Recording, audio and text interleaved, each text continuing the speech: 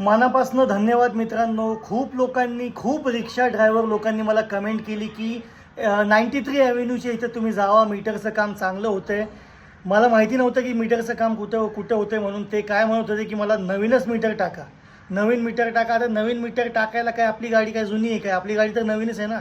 फक्त किलोमीटर पुढं जात नाही आहे, काटा चालतो आहे त्याचा. तर आता तुम्ही मला एवढे कमेंटमध्ये सांगितलं तुम्ही, तर मनापासून धन्यवाद आहे. फक्त एवढं सांगा की रविवारच्या दिवशी ते चालू असतं का नाही. तर 93 ॲव्हेन्यूच्या इथं मी जाईल आणि गाडीचं काम करेल मीटरचं. कारण थोडंसं बी काय झालं ना तर खूप टेन्शन येतो हो.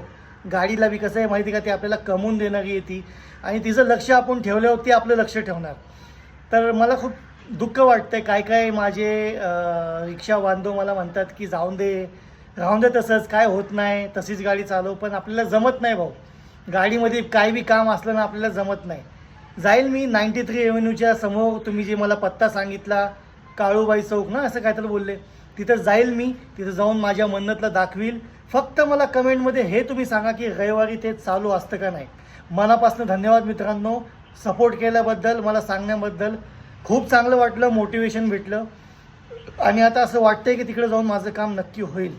व्हिडिओ शेअर करा. मी तुमचा मित्र सलमान हिंदुस्तानी, आपली खून MH12. दाखवू का दिवसात तारा. आज लवकर आलो, भाडे गायब नाही झाले, आज भाडे भेटले मला.